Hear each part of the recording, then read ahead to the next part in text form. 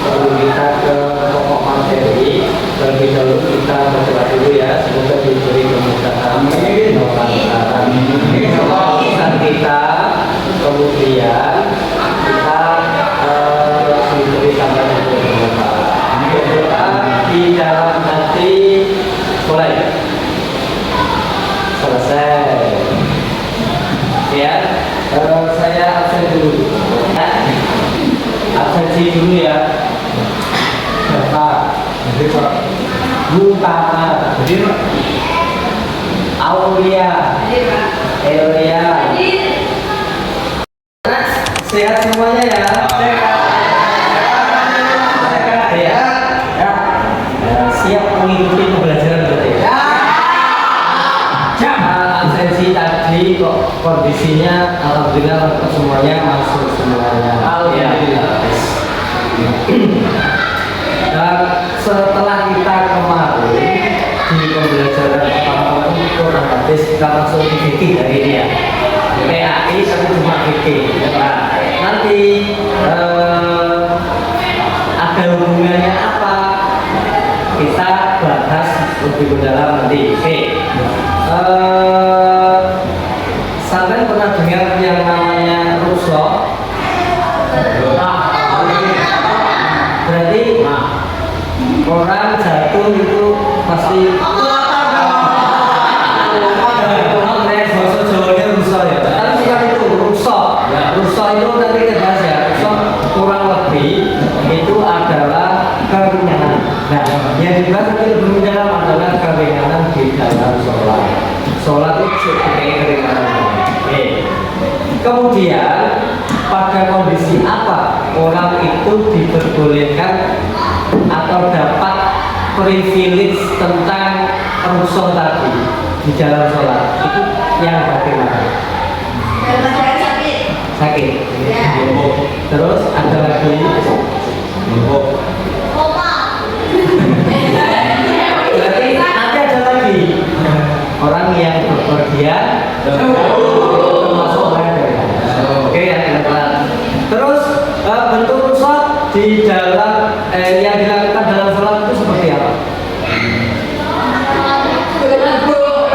Sholatnya bisa diganggu, salah satunya mulai duduk karena kan ada oke ya. Kemudian apa sih yang kita dapatkan setelah pembelajaran ini? Nah, nanti anak-anak akan lebih tahu bagaimana menggunakan keringanan atau rukshoh itu di saat kita membutuhkan. Hal semacam itu harus kita lakukan. Misalnya bepergian jauh itu juga harus pakai privilege seperti ini. Sholatnya digabung, terus diringkas. Nah itu harus dipakai. Karena apa? Kita akan memakai itu sebagai keringanan yang harus kita jalankan. Jadi kita nggak terbebani. Oh ternyata ada kemudahan, kemurahan dari Allah Subhanahu wa Ta'ala. Nah, apa yang kita dapatkan baru sekali manfaatnya? Oh sholat kita bisa digabung. Oh orang yang sakit itu sholatnya juga bisa digabung juga. Posisinya kemudian juga bisa. Ada yang tidak bisa kena air nanti wudhunya bisa. Kemudian kalau tidak bisa begini nanti dan lain sebagainya. Nanti kita bahas. Di pertemuan kali ini poin atau tujuan pembelajaran di bab rukshoh ini yang pertama, anak-anak nanti adalah bisa menjelaskan makna rukshoh. Rukshoh itu seperti ya. Itu poin pertama. Kemudian bisa menjelaskan rukhsah di dalam sholat itu seperti apa. Poin kedua itu yang harus kalian pahami. Oke ya. Ya. Kemudian untuk tugasnya nanti Pak Kis akan berikan SKPD bekerja di situ. Anak-anak bawa HP semuanya kan?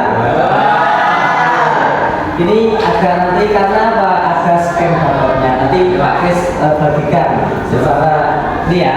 Ya Pak, nanti ya. Ya Pak. Ya, Pak Kis bagikan LKPD nanti.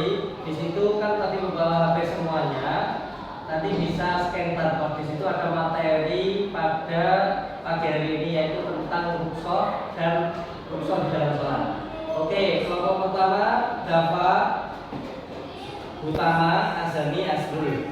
Oke, selanjutnya ya, nih nanti ditulis namanya siapa di situ ya. Kemudian kelompok dua Keisha, Cinta sama Nurita. Cinta ya. Oke. Kemudian kelompok tiga Oktan, Aufa, Aulia, dan Nerea. Bisa kumpul di depan ya, nanti gabung temannya, bawa bangkunya saja bisa. Oke ya. Oke, setelah dapat semuanya di situ coba dibuka. Oke.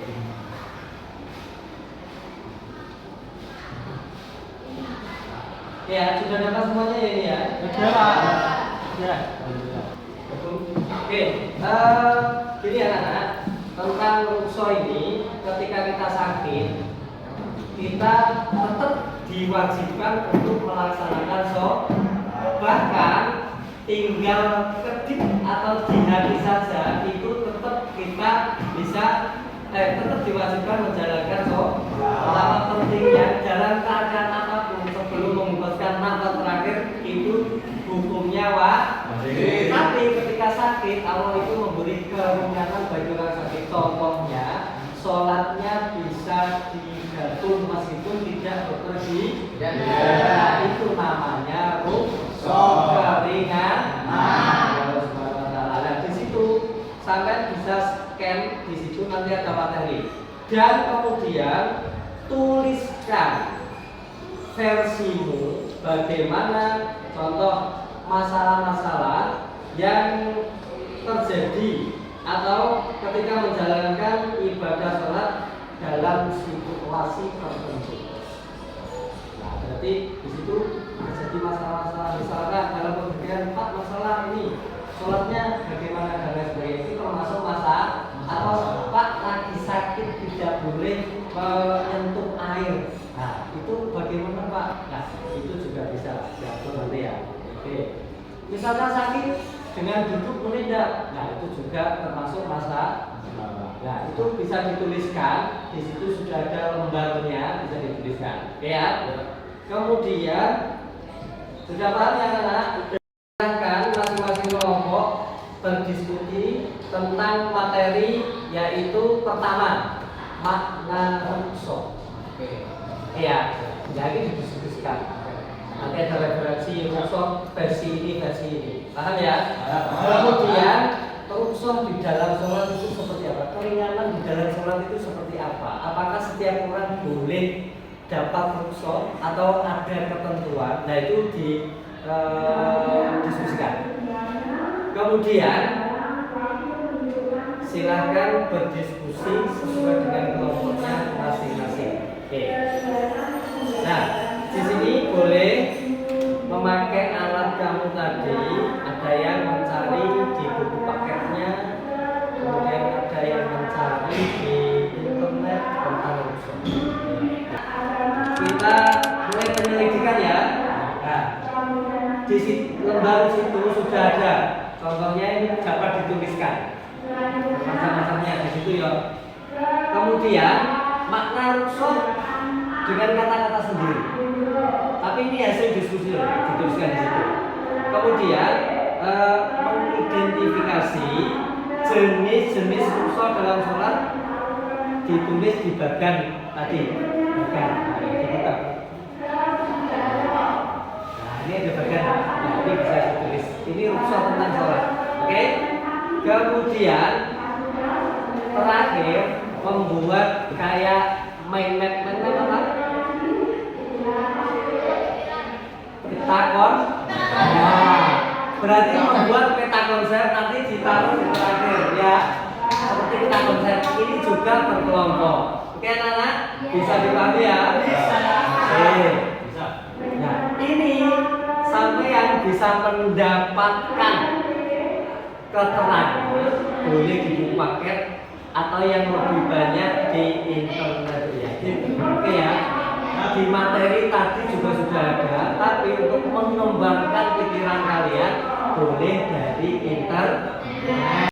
Nah, setelah bekerja tadi, kalian setelah mengadakan penyelidikan tentang unsur tadi, ini saatnya anak-anak menyajikan karya dan itu tumbuh dari pemikiran kalian dari diskusi. Meskipun tadi bisa mendapatkan ide-ide dari internet, namun ini yang akan disajikan teman-teman kalian di depan adalah hasil pemikiran sendiri.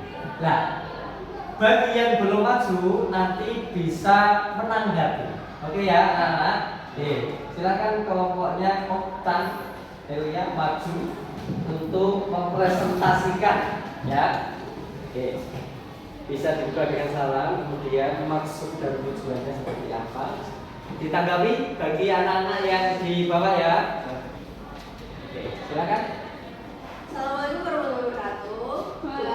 Warahmatullahi wabarakatuh. Oke. Jadi guys, kali ini kita akan membahas tentang rukso. Kalau kemarin kan kita sudah membahas tentang ya itulah pokoknya. Nah, sekarang kita akan membahas rukso dan penjelasannya terkait rukso dalam sholat. Sebelumnya, rukso adalah keringanan dalam sholat. Nah, beberapa contohnya diantaranya adalah seperti bisa digabung sholatnya, kemudian bisa diringkas, kemudian apa tidak? Bisa juga kalau sakit gak bisa berdiri itu bisa tayamum wudhunya. Sekian presentasi dari kami. Terima kasih. Wassalamualaikum warahmatullahi wabarakatuh. Jadi tepuk tangan dulu. Kalau dari kelompok lain bisa menanggapi atau menambahkan tentang rukso tadi, silakan. Apakah sudah paham atau belum? Tentang penjelasan tadi atau mempunyai pemikiran lain tentang rukso keringanan itu seperti apa sih? Nah, yang penting ini anak-anak tentang rukso ini sampai paham bahwa rukso adalah keringanan, bahwa Islam itu tidak memberatkan, meskipun itu wajib hukumnya seperti sholat tetap ada keringanan. Contohnya bagi musafir itu bisa meninggalkan, bukan meninggalkan sholat, bisa menggabungkan sholatnya dalam satu waktu, kemudian bisa meringkasnya. Kemudian dalam keadaan sakit kita pun juga melakukan dasar mati meskipun tidak bepergian jauh, tetapi kita diberi keringanan harus tetap melaksanakan sholat meskipun bisa menggabung atau bisa posisi. Kalau misalkan tidak bisa berdiri bisa duduk, tidak bisa miring ya. Kemudian dengan kedipan atau gerakan terus terakhir hati dari sekali hati tidak ada, berarti kita di sholat. Nah itu terkait dengan rukun. Terima kasih, diskusinya luar biasa, tepuk tangan dulu. Sesuatu yang sudah luar biasa. SMP model terpadu memang excellent. Oke, Pak Haris Bapak ya, tentang rukun tadi. Nah, tentang masalah-masalah yang ada. Misalkan sakit tadi, ada yang bisa luluh, ada yang tidak. Tetap karena ini kewajiban dalam keadaan apa yang harus dilakukan. Cuma diberi keringanan contohnya orang sakit atau kemudian di dalam sholat. Paham ya? Berarti bisa dibantu, bisa diringkas juga. Itu namanya rukun, keringanan. Sehingga dalam 2 waktu bisa dilakukan 1 waktu. Itu pun bisa diringkas rokaatnya. Paham ya? Itu berarti keringanan. Ada yang ditanyakan anak-anak? Ya, cukup. Iya, iya. Itu Pak, misalkan dia itu nggak bisa kena air, Ya. tapi di situ kondisinya nggak ada debu, Gini, oke, bagus pertanyaannya ya. Tayamum itu tidak harus mencari debu di luar. Contohnya, yang di tembok itu kan ada debu, itu bisa dipakai. Tapi tayamum itu, kalau misalnya kita tidak akan lalu dirawat, aku wajib harus pakai tata cara tayamum. Nah, tayamum itu ada dua, muka sama tangan saja, kakinya nggak usah. Ya, ya. Bisa pakai debu itu suci di dinding itu suci. Oke ya, berarti bisa dipahami anak-anak. Cukup. Oke, anak-anak sampai juga di penghujungnya, akan simpulkan pembelajaran ini tentang rukshoh. Apa makna rukshoh tadi?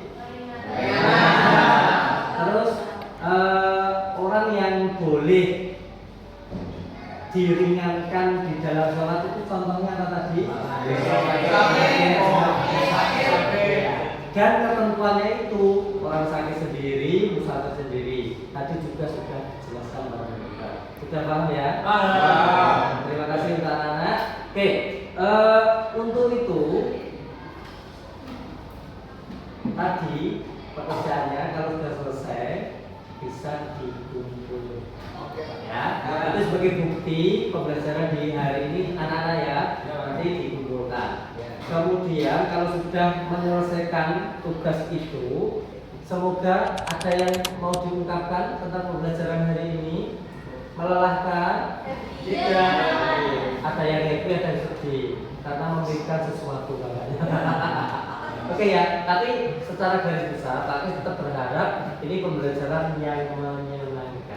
Oke, untuk itu anak-anak silakan dipimpin untuk berdoa ya. Tapi sebelum berdoa dilaksanakan untuk pertanyaan pembelajaran berikutnya masih terkait rukshoh. Tapi akan kita kupas mendalam. Ini di dalam sholat, berarti nanti ada rukshoh di dalam puasa, di dalam zakat, di dalam haji. Ya, itu di pertemuan berikutnya. Paham ya? Mari kita tutup pembelajaran di pagi hari ini dengan membaca doa. Silakan bikin.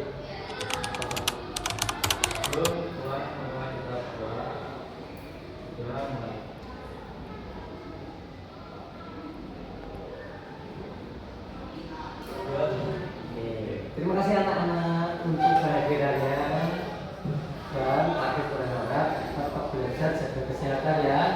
Semoga kita bertemu kembali di minggu depan.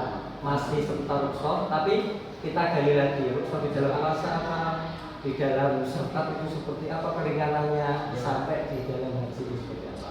Kurang lebihnya pakai doa. Saya akhiri. Assalamualaikum warahmatullahi wabarakatuh. Waalaikumsalam.